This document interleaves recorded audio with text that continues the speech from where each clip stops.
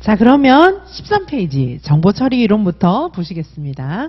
자, 첫 번째 정보 처리 이론에서 이제 보실 거 중다 저장 모형이라는 거. 자, 우리가 정보 처리하면 컴퓨터가 정보를 처리하는 거잖아요. 자, 요 무렵에 이제 인간의 뇌구조에 대해서 이제 사진도 막 등장하고 컴퓨터도 등장하고 이렇게 하면서 인간이 사고하는 그런 인지 과정 이런 것들이 이제 훨씬 선명하게 드러나게 되었어요. 자, 그런 식으로 이제 인지 발달, 인지 구조를 설명하는 것이 정보 처리 모형, 마치 컴퓨터처럼 설명하는 거예요. 컴퓨터가 정보 처리하는 과정과 우리 뇌가 인지 구조가 정보를 처리하는 과정이 비슷하다. 이렇게 생각하시면 되겠습니다. 정보 처리 이론, 기억 저장소는 감각 기억, 단기 기억, 작업 기억 같은 얘기고요. 요것이 장기 기억으로 넘어가는 거예요. 먼저 저게 뭐지? 이렇게 이제 보는 겁니다. 그리고 이제 저기 뭐 어떤 사람이 등장했네, 무슨 숫자가 나왔네, 이걸 이제 그냥 이렇게 봤어요. 그리고 한번 읽어봤어요. 그냥 지나가면은 이제 잊어버려요. 그래서 그거를 장기 기억으로 넘어가게 하기 위해서는 다시 이제 인코딩해서 이제 지식을 넣어야 됩니다. 자, 이게 인코딩은 이제 부호화라고 할 수가 있어요.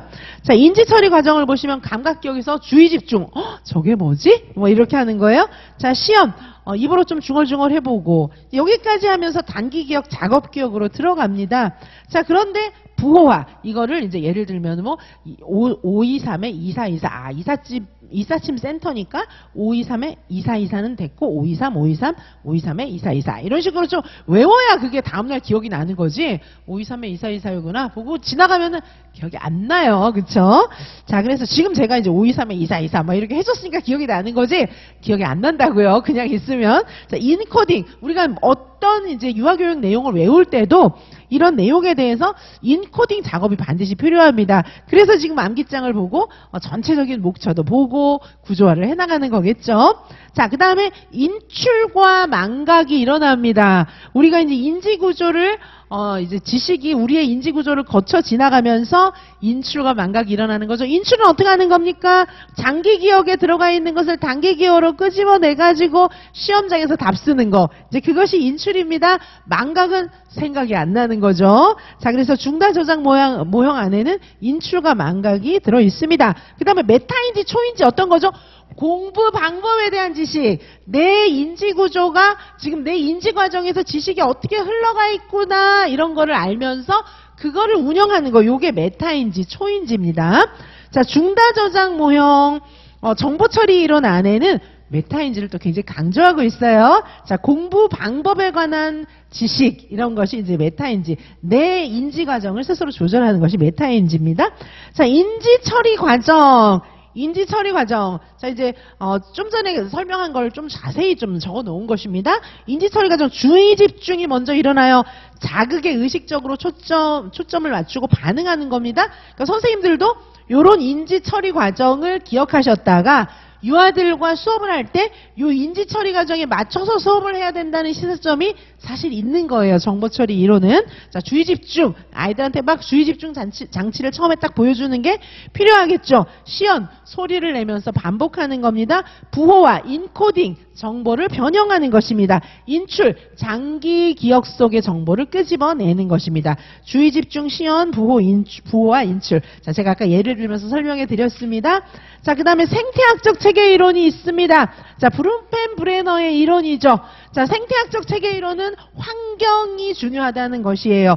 자, 여기서는 점점 더 유아를 굉장히 능동적인 존재로 보고 있습니다. 처음에 행동주의에서는 유아가 너무 수동적인 존재였잖아요. 생태학적 체계 이론에서는 환경과 영향을 주고받는 존재라고 보는 그런 좀 이렇게 환경에 반응하는 그런 존재인데 환경에 영향도 미치는 거예요. 그래서 유아를 훨씬 더 능동적인 존재로 보았습니다. 자, 미시체계, 중간체계, 외체계, 거시체계, 시간체계. 일단 요 용어도 외워주셔야 되겠지만은 각각의 체계에 해당하는 기관은 어떤 것이 있는지를 아셔야 되겠죠? 자, 미시체계라고 하는 것은 직접적 상호작용이 이루어지는 환경입니다. 유아는 환경과 영향을 주고받는다. 굉장히 능동적인 주체이다. 이렇게 생각하고 있는 것입니다. 자, 미시체계. 유아 입장에서 미시체계는 엄마, 아빠, 선생님, 친구들 뭐 이렇게 맨날 보는 사람들. 이런 사람들이 미시체계에 해당합니다. 유아의 환경이에요. 중간체계는 미시체계들 간의 관계입니다. 아까 미시체계는 이게 미시체계야, 저게 미시체계야 이렇게 얘기할 수 있었지만은 중간체계는 관계예요. 관계. 자, 그 다음에 외체계. 외체계는 유아가 직접 참여하지 않지만 유아들에게 영향을 미치는 사회적 환경. 유아가 직접 참여하진 않아요. 예를 들면은 뭐 대중매체 뭐 이런 것들도 유아한테 영향을 미치는데 유아가 텔레비전에 나가서 방송하고 뭐 그런 아이들도 있긴 하겠지만은 모든 방송을 다 하는 건 아니잖아요. 자, 그래서 그러면서 이제 대중매체의 영향을 또 받습니다. 유아가 직접 참여하는 것은 아니지만은 유아에게 영향을 미치는 환경. 요게 외체계입니다. 정부기관, 사회복지기관, 또 교육위원회, 대중매체 이런 것들이 외체계에 해당합니다. 그 다음에 거시체계가 있습니다. 거시체계는 미시체계, 중간체계, 외체계를 다 포함하는 정말 큰 체계예요. 그래서 이 거시체계에는 문화적 환경이 굉장히 중요합니다. 자, 그래서 한국에 사는 아이하고 미국에 사는 아이하고 얘네들의 행동 양식이나 뭐 이런 게 다를 거잖아요. 그게 왜 그러냐면 거시체계가 다르기 때문입니다. 한국과 미국 간에는 문화적 환경이 다르기 때문이에요. 자, 시간체계. 자, 유아들은 전생에 걸쳐서 환경의 영향을 받으면서 변해 나갑니다. 전생에 걸쳐서 유아 때 있었던 일이 좀 커서도 영향을 주고 나이 들어서 나중에 노년기가 돼서도 영향을 다 주잖아요. 점점 변해가는 시간체계라고 하는 환경 안에 놓여있는 존재가 유아입니다. 사회 역사적인 환경도 시간체계에 포함이 되겠습니다. 자, 생태학적 체계 이론이고요. 자, 발달 이론을 전체적으로 비교해 놓은 표를 보도록 하시겠습니다. 먼저 정신분석학적 관점이 있습니다. 자, 여기는 프로이드의 심리성적 이론과 에릭슨의 심리사회학적 이론이 있습니다. 자, 프로이드 같은 경우에 생물학적 본능이 양육 환경을 통해서 발달 단계의 진전을 가져온다. 뭐 이렇게 이제 봤어요. 본능을 중요하게 생각했고요. 심리성적 그런 이제 발달 단계를 중요하게 보았습니다. 그리고 에릭슨 같은 경우에 사회적 발달 단계를 중요한 요인으로 보았습니다. 자, 프로이드 이론의 굉장히 중요한 시사점. 인생 초기의 경험이 굉장히 중요하다. 우리가 생각할 때는 애들 때는 기억도 안 나. 나중에 중고등학교 돼서나 기억이 나. 그때가 중요한 거야. 이렇게 옛날 사람들은 생각을 했는데 프로이드는 그게 아니라는 거. 유아기가 진짜 중요하다. 이런 것들을 밝혔습니다. 유아기의 중요성을 밝혔어요. 자, 그리고 부모 자녀 관계의 중요성을 강조했습니다. 그래서 유아들 같은 경우에 이제 동성 부모를 벤치마킹도 많이 하고 이러기 때문에 부모의 중요성이 굉장히 크다는 거죠. 자, 그리고 그런데 이제 프로이드 이론이 됐든 에릭슨 이론이 됐든 간에 과학적 검증은 좀 어렵습니다. 자, 그 다음에 학습적 관점이 행동주의 이론과 사회학습 이론이에요. 자, 행동주의 이론하고 사회학습 이론은 같이 한 묶음으로 보기도 하고 이렇게 이제 분리하기도 하는데 우리 유아교육에서는 행동주의와 사회학습 이론을 이제 분리하고 있는 거죠. 자, 행동주의 이론은 스키너, 사회학습 이론은 반두라입니다. 자, 그리고 행동주의는 굉장히 유아를 수동적인 존재로 보고 있어요. 행동은 환경에 의해서 변화된다 이렇게 보고 있습니다. 그리고 점진적인 행동의 변화를 이야기하고 있어요. 단계가 아닙니다. 자, 그리고 유아의 행동에 따라서 다양한 발달 경로가 가능하다고 보는 거죠. 자극대 반응은 유아마다 다를 수 있습니다. 자, 그리고 학습에 있어서 유전적 요인이나 인지적 요인을 충분하게 설명하지 못했다라는 그런 단점이 있습니다. 자, 그 다음에 인지적 관점으로서는 피아제, 비고츠키의 이론이 있습니다. 그리고 정보 처리 이론도 인간의 인지 구조를 생각하는 그런 관점이죠. 자, 피아제와 비고츠키 같은 경우에는 피아제는 특히 인지 발달 단계를 강조했고요. 그다음에 비고츠키는 사회 문화적인 인지 이론입니다. 자, 비고츠키는 사회 문화적인 환경 속에서 아이들이 영향을 주고받으면서 인지가 발달되어 간다고 본 것입니다. 행동은 인지 발달에 따라서 변화한다고 보고 있는 것이 피아제와 비고츠키의 생각입니다. 자, 먼저 피아제는 아동을 굉장히 능동적인 존재다. 이전에 있었던 행동주의라든지 뭐 프로이드 이론이라든지 프로이드도 굉장히 인간을 수동적인 존재로 보았죠. 성적 본능에 좌우되는 인간으로 보았습니다. 자, 그런데 피아제 같은 경우에는 아동을 굉장히 능동적인 존재로 환경과 상호작용하면서 스스로 지식을 구성하는 존재라는 거죠. 사회와 문화의 영향을 거의 고려하지 않은 것이 피아제입니다. 피아제는 사용했던 연구 방법인 임상적 면접법은 객관성과 신뢰성이 조금 결여돼 있다. 피아제의 연구 방식이 조금 신뢰성이 결여돼 있을 뿐만 아니라 굉장히 서양적, 백인 중심적이다. 이런 비판을 받습니다.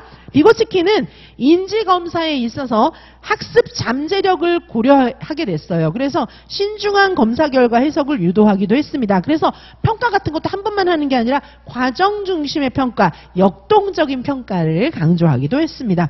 자, 정보 처리 이론은 아트킨슨과 시프린의 이론입니다. 자, 인간에 대해서 굉장히 능동적으로 바라보고 있어요. 유아는 주변의 사물과 정보를 이해하고자 하는 능동적인 존재다. 그래서 감각으로 들어온 것을 막 시연하고 이렇게 해갖고 단기 기억을 거쳐서 장기 기억으로 넘어가는 존재로 이렇게 본 것이죠. 그 다음에 정보 처리 능력이 점점점 향상돼 간다. 연습할수록 향상돼 간다. 선생님들도 계속 암기하고 계속 이해하고 이러면은 지적인 능력이 점점 더 좋아진다는 것이죠. 뇌의 성숙과 새로운 환경의 경험이 정보 처리나 사고 능력을 수정해 간다. 향상시킬 수 있다. 이렇게 보았습니다. 발달의 보편적 과정을 강조하고 그래서 모든 유아들이 정보를 처리하는 그런 절차가 동일하다고 본 것입니다. 이거는 이제 대집단 수업할 때 활용을 해볼 수가 있는 방법이기도 합니다. 초기와 이후 경험을 모두 중요하게 본 것이 정보 처리의 이론입니다. 왜냐하면 계속해서 주의 집중하고 시연하고 장기 기억으로 넘어가고 뭐 이런 절차를 거치는 거기 때문에 모든 절차가 항상 일정하다 이렇게 이제 본 것이에요. 그래서 초기뿐만 아니라 계속해서 이런 절차를 거친다는 것이죠, 그죠? 그래서 그 시연하고 인코딩하고 뭐 이런 과정을 굉장히 강조했어요. 자, 그래서 우리가 이제 인코딩하는 그런 방법을 이제 선생님들이 각자 연구해 나가는 거죠. 우리가 이제 수험 생활을 하면서 계속해서 인코딩해서 장기 기억으로 집어넣는 그런 훈련을 하는 거예요. 그것이 이제 잘 정리가 되어 있어야 시험장에서 인출이 잘 되는 것입니다. 자, 정보 처리 이론 이해 가십니까? 자, 그 다음에 이제 생태학적 이론이 있습니다. 요건 사회 맥락적 관점이라고 볼 수 있고, 브룸펜 브레너의 이론입니다. 발달은 자신이 속한 사회적 맥락에 영향을 받는다. 이렇게 볼 수가 있습니다. 자, 아동을 둘러싼 환경을 체계화하고 도식화해서 생태학적 연구에 기초를 마련한 사람이 브룸펜 브레너예요. 이제 개인적으로는 브룸펜 브레너가 우리나라 아동학회랑 굉장히 친해요. 자주 한국에 옵니다. 자, 브룸펜 브레너의 이론은 시험에 굉장히 자주 나는 편이었어요, 그동안.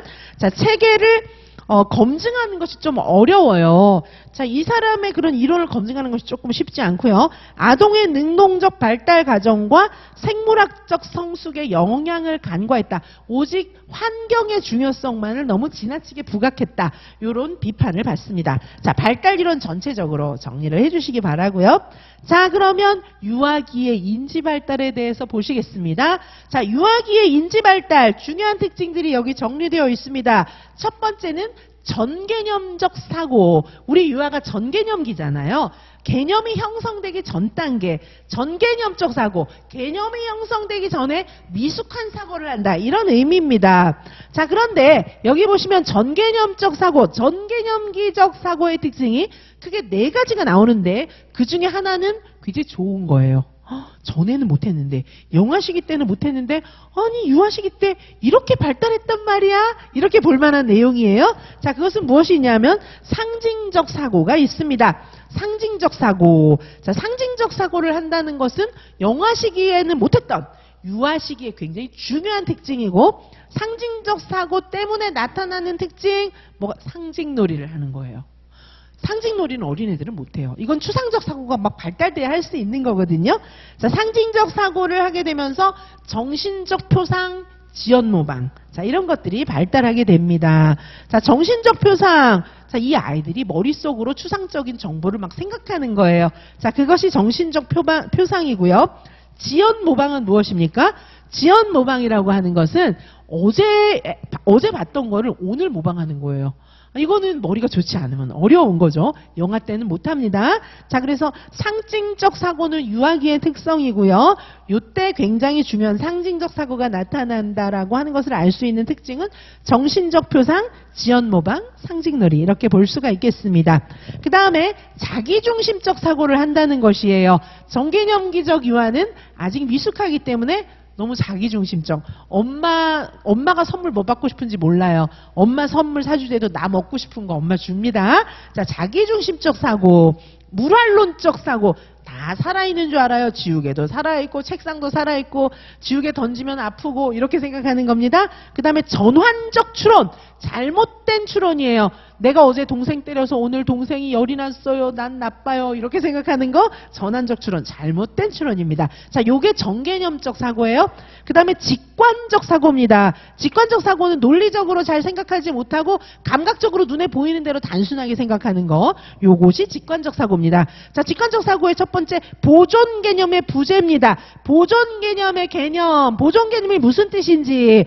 자, 외형이 변하더라도 양수, 길이, 면적 등의 물리적 속성은 변하지 않는다. 어떤 거 있습니까? 동그란 찰흙을 꾹 눌러도 양은 동일하다. 자, 요것이 보존 개념입니다. 그런데 아이들은 동그란 찰흙을 꾹 눌러서 평평해져서 넓어지면 양이 많아졌다고 생각하는 거죠. 왜 그럴까요? 전개념기적 사고, 아이들이 인지 발달이 덜 돼가지고 직관적 사고를 할 수밖에 없는 거예요. 직관적 사고 중에서 보존 개념이 부재됐기 때문입니다. 보존 개념이라고 하는 것은 외형이 변하더라도 양수, 길이, 면적에는 변함이 없다. 물리적 속성은 변화하지 않는다라는 거예요. 동그란 찰흙에다 찰흙 한 덩어리 더 붙여야 양이 늘어나는 거겠죠. 자, 가역적 사고가 부족하고 직관적 판단을 하기 때문에 보존 개념이 없는 거예요. 가역적 사고라고 하는 것은 무엇입니까? 요 시기에 애들은 비가역적 사고를 해요. 가역적 사고라고 하는 것은 반대 절차를 밟으면 다시 돌아온다 이거거든요. 자, 예를 들면은 유리컵에다가 조그만한 컵에다가 물을 부어놨어요. 이거를 큰 컵에다가 부으면은 더 많아졌다고 생각하는 거예요. 다시 작은 컵으로 부으면 양이 동일하게 있다는 걸 모릅니다. 자, 그리고 사탕을 셌어요. 사탕을 6개를 샜는데 조그마한 접시에 딱딱딱 붙여 놓으면 이게 더 조금이라고 생각해요. 큰 접시에 뚝뚝뚝 띄워놔서 큰 접시를 가득 채워 놓으면은 이게 더 많은 거라고 생각을 하는 겁니다. 자, 그것이 가역적 사고를 못하는 거예요. 직관적 판단을 하는 겁니다. 비가역적 사고의 특징입니다. 자, 유목 포함 개념의 부족. 자, 이것은 무엇입니까? 상하 유목 간의 위계적 관계를 잘 몰라요, 아이들은. 예를 들면 인간 안에는 남녀 구분이 있을 수도 있는 거죠. 그렇죠? 그다음에 뭐 동물, 식물 이렇게 이제 또 구분이 되는 거잖아요. 자, 동물은 인간보다 좀 상위 범주잖아요. 그리고 인간 밑에 남녀 성별로 구분한다면 좀 더 하위 범주잖아요. 이런 식으로 상위 범주, 하위 범주, 상위 유목, 하위 유목 이런 구분을 잘 못하는 그런 유목 포함 개념의 부족. 이것이 직관적 사고의 특징입니다. 그 다음에 이제 서열화의 한계, 순서대로 나열하는 거 잘 못합니다. 자, 인지 발달 특징. 정개념적 사고, 직관적 사고 이해 가십니까? 자, 상위인지라고 하는 건 메타인지입니다. 자신의 사고에 관한 지식, 내가 지금 공부 방법이 잘못됐구나 이런 거를 아는 것은 상위인지, 메타인지를 잘하는 것입니다. 자, 이때 이제 애들이 상위인지가 막 엄청 발달하는 건 아니에요. 이건 굉장히 고등한 사고 능력이기 때문에 이 아이들이 내가 생각하고 있구나. 내가 생각하고 있음을 알아요. 자, 그런 것이 상위인지라고 볼 수가 있습니다. 상위인지 능력이 이때 발달해요. 예를 들면 나는 냉장고에 우유가 있다고 생각했어.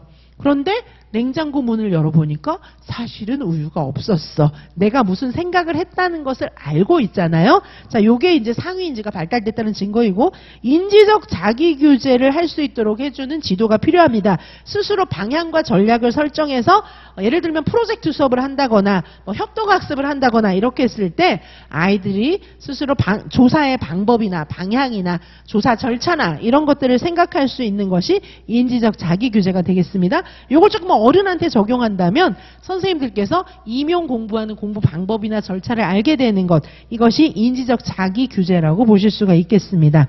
다음 추론입니다. 추론의 종류는 크게 귀납적 추론과 연역적 추론밖에 없습니다.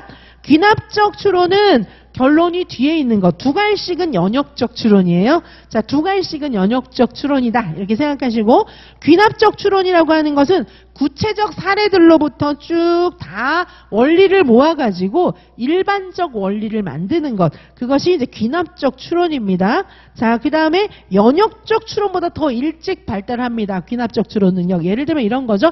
저기 봐, 다리가 2개지. 독수리 봐. 독수리도 발이 2개지. 앵무새 봐. 앵무새도 발이 2개지. 그러니까 새는 다 발이 2개야. 요게 이제 귀납적 추론이에요.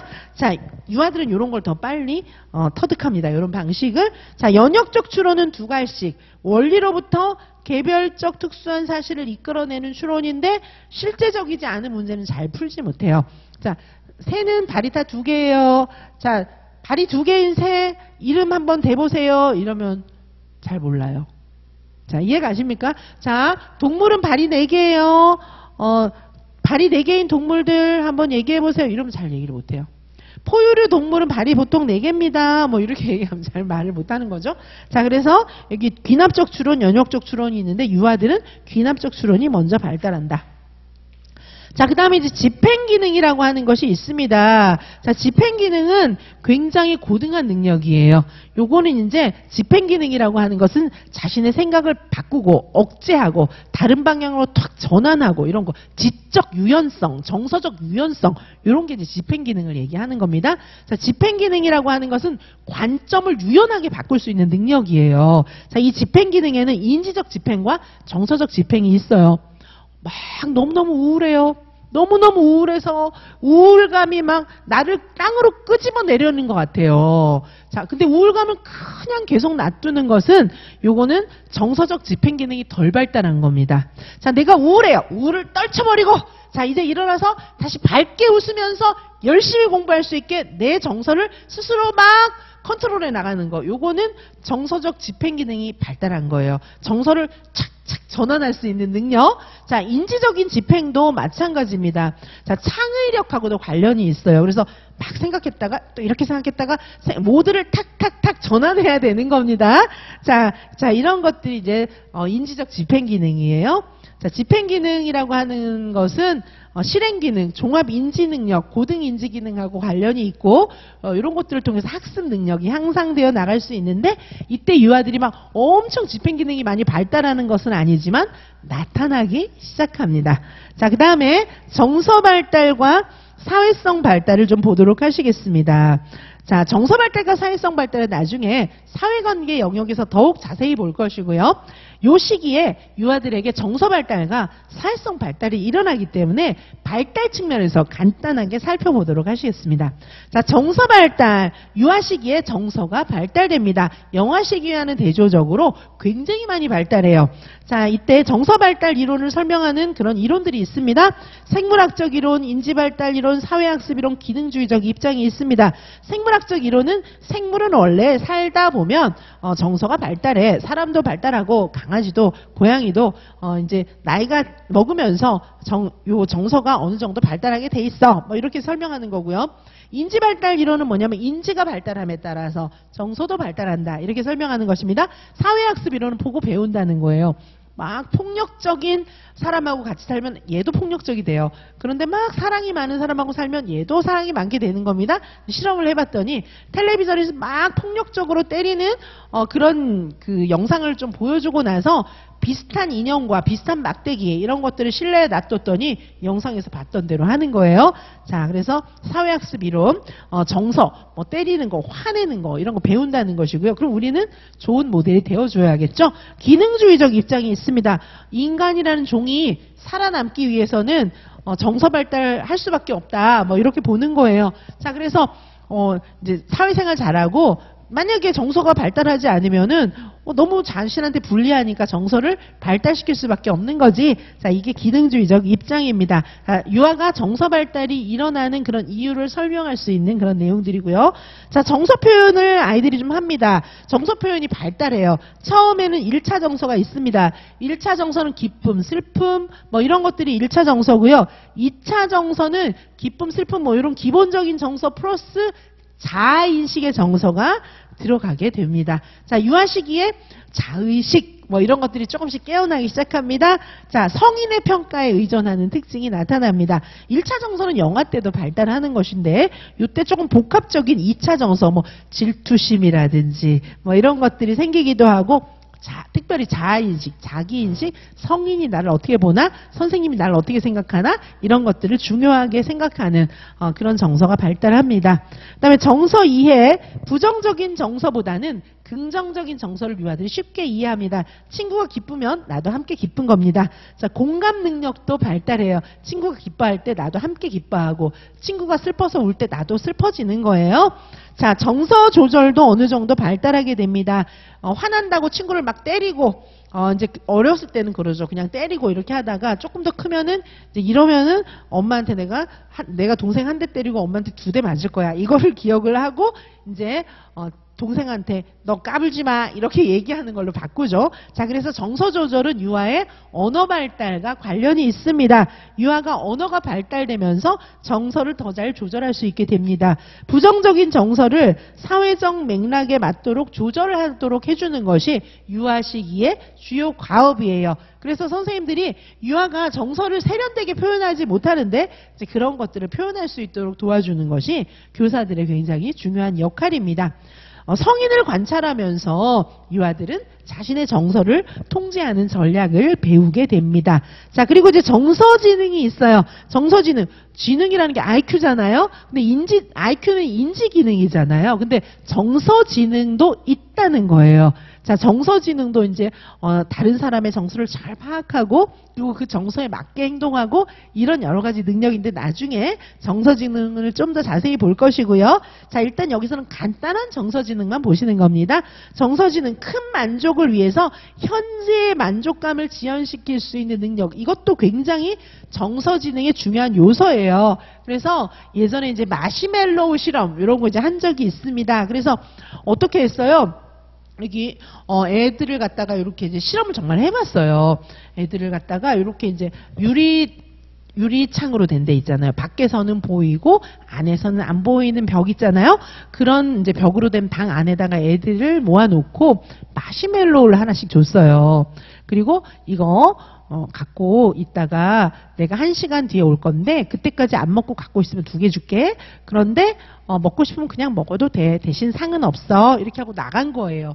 그래서 이제 먹고 있는 집단과 먹고 있지 않는 집단을 나중에 1시간 뒤에 와서 얘네들을 분리를 했어요. 그래가지고 20년 뒤에 얘네들을 이제 다시 조사를 해봤어요. 얘들이 뭐 하고 있나 조사를 해봤더니 마시멜로우를 안 먹은 애들 있잖아요. 걔네들은요, 나중에 막 아이비리그 대학 들어가고 사회 저명인사로 커가고 있다는 것이고, 먹은 애들은 이제 평범한 애들이었다. 굉장히 의미 있는 차이가 있었다. 자, 그것이 바로 이제 큰 만족을 위해서 현재의 만족감을 지연시킬 수 있는 능력인데, 정서지능 EQ, 정서지능이 높은 아이들이 이런 능력이 있다는 것입니다.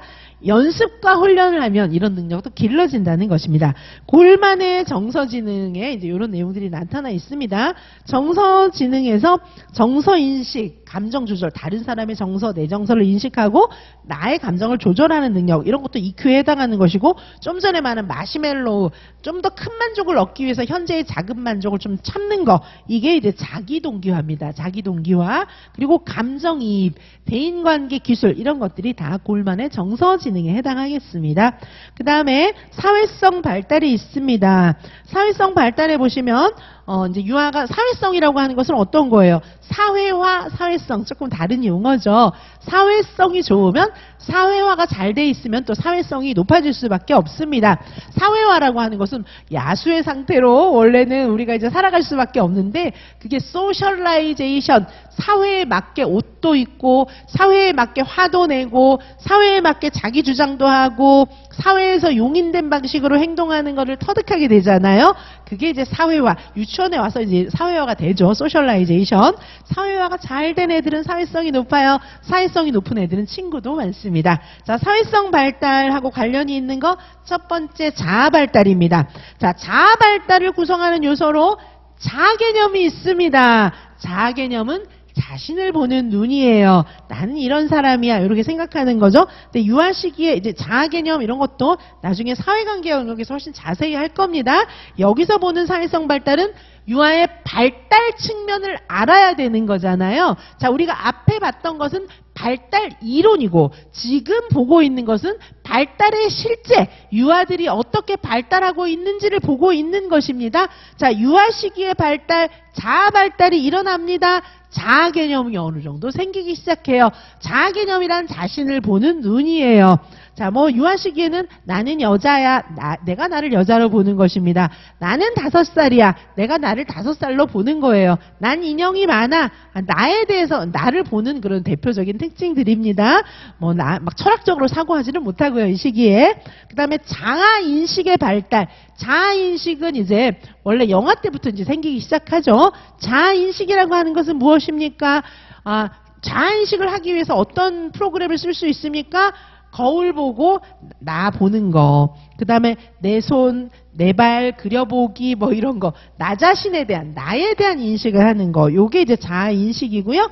자아 존중감이 이제 가장 늦게 발달하죠. 나에 대한 자부심, 나에 대해서 능력이 있다, 나에 대해서 가치 있다라고 믿는 믿음. 그것이 자아 존중감입니다.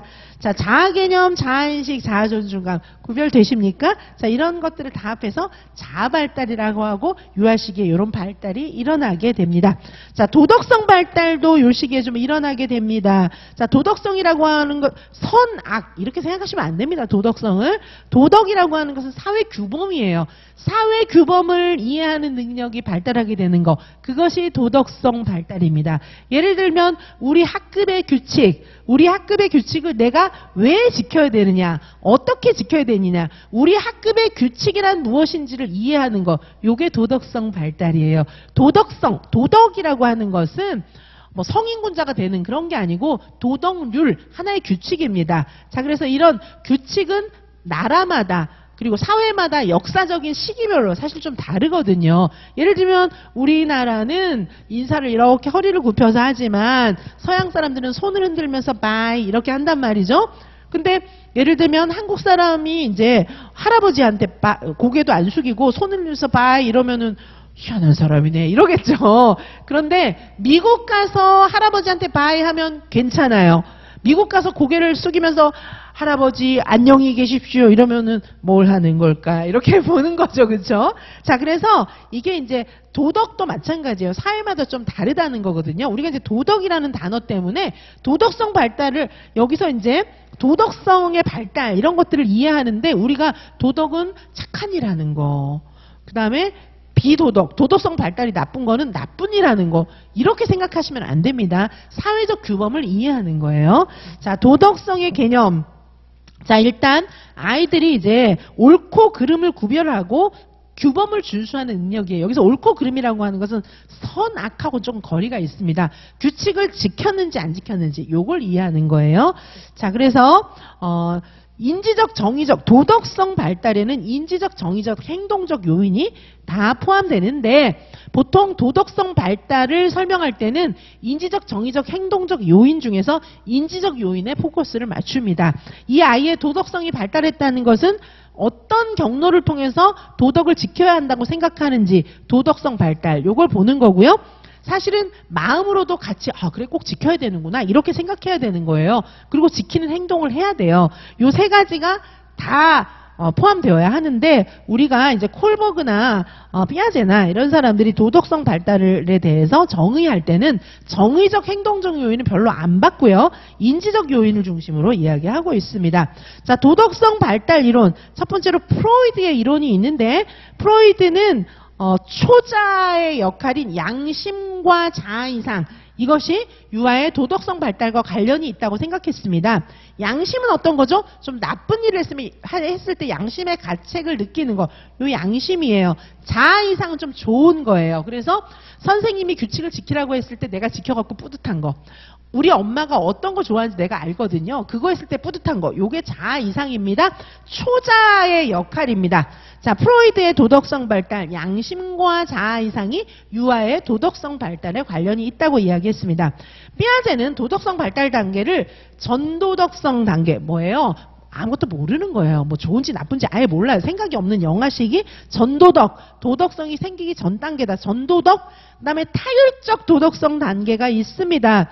타율적 도덕성을 시키니까 하는 거예요. 우리 반에 규칙이 있는데 이거 왜 지켜야 되는지 아무것도 몰라요. 선생님한테 혼날까 봐 지키는 거예요. 선생님이 말하니까 지키는 겁니다. 타율적 도덕성. 자율적 도덕성은 이제 우리 반에서 같이 협의를 했고 친구 장난감을 가질 때 순서를 지켜서 갖는 것은 우리가 다 같이 협의했고 우리가 만든 규칙이니까 지키는 게 마땅해. 이렇게 생각하는 것이 자율적 도덕성입니다. 자, 그 다음에 콜버그는 전인습, 인습 이후, 후인습 이렇게 나누고 크게 3단계로 나누었어요. 도덕성 발달을. 그리고 각 단계마다 또다시 2단계로 나누었습니다. 그래서 1단계는 벌과 복종 지향이에요. 그래서 이때는 도덕을 왜 지켜야 되는지, 규칙을 왜 지켜야 되는지 몰라요. 선생님한테 벌 받을까봐 그냥 지키는 거예요. 그게 벌과 복종 지향입니다. 그 다음에 2단계는 개인적 보상 지향이에요. 뭐 어떤 사회적 규범이 어떤지, 뭐 이게 옳은 건지 그른 건지 스스로 판단하는 기준이 있는 게 아니고, 이거 하면 나한테 어떤 이익이 오지? 엄마가 사탕 준다 그랬으니까 해야지. 뭐 이렇게 생각하는 게 개인적 보상 지향입니다. 자, 그 다음에 이제 3단계는 착한 아이 지향이에요. 착한 아이 지향은 뭐냐면 이제 사회를 좀 인식하는 거죠. 자, 여기 3단계부터는 사회를 좀 인식하는 거예요. 착한 아이 지향은 내가 이런 거 하면 칭찬받겠지? 자, 이런 것들 이제 사회를 의식하면서 내가 이런 거 하면 칭찬받을 거야. 이런 생각으로 규칙을 지키는 거. 요게 착한 아이 지향입니다. 법과 질서 지향은 이제 법은 굉장히 우리가 같이 약속한 거니까 서로 사회적 약속이니까 지켜야 되는 거야. 법은 반드시 지켜져야 돼. 이렇게 생각하는 게 법과 질서 지향이에요. 보통 일반인은 여기까지 발달합니다. 그리고 이제 특별한 경우에 5단계, 6단계까지 발달하는 거예요. 성인도 보통 4단계까지 발달하고 우리 유치원 애들 같은 경우에는 주로 1, 2, 3단계에서 그치는 경우가 많이 있습니다. 자, 5단계는 사회계약 지향입니다. 자, 이거는 뭐냐 하면은 법을 꼭 지켜야 하는 건 맞지만 이건 사회적 약속인데 이게 사회가 변화했다 이러면은 약속도 변할 수 있는 거야. 상황에 따라서 다 같이 약속을 새로 하면 되는 거야. 이렇게 생각하는 게 사회계약 지향이에요. 그 다음에 6단계는 보편적 윤리 원리 지향입니다. 이거는 굉장히 양심적인 어떤 도덕 원리가 있다는 거예요. 예를 들면은 누굴 때렸어요. 누굴 때렸는데 이게 좋은 행동이야 나쁜 행동이야 기계적으로 얘기할 수 없다는 겁니다. 어떤 사람이 강도가 칼 들고 와가지고 막 사람들을 위협해요. 그랬을 때 용감한 시민이 강도를 때렸어요. 너무 좋은 거잖아요. 그거는 이제 그렇게 상황을 봐서 여러 가지로 판단을 해야 된다. 뭐 이런 것들이 보편윤리 지향이에요. 자, 예를 들면은 어떤 사람이 이제 아내를 살리기 위해서 돈이 없었어요. 그런데 약국의 유리창을 깨고 부시고 가서 약을 훔쳐왔어요. 자, 그래서 그 아내는 그 약을 먹고 살았어요. 자, 이 사람이 잘한 거야, 나쁜 거야? 이렇게 얘기해보라고 했을 때, 여기 보편적 윤리 원리를 지향하는 경우에는 어떻게 얘기할 수 있습니까?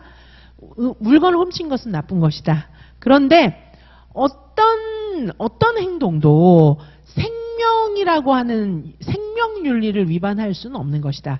그러므로 생명을 살리기 위해서 약을 훔쳐온 것은 이 사람을 절도죄로 처벌하는 것보다는 조금 관대한 그런 처벌을 해주는 것이 맞는 것이다. 일반적인 절도하고는 다르다. 뭐 이런 식으로 보는 것이 보편적 윤리 원리 지향인데 애들이 여기까지 가겠습니까? 유한은 여기까지 안 갑니다.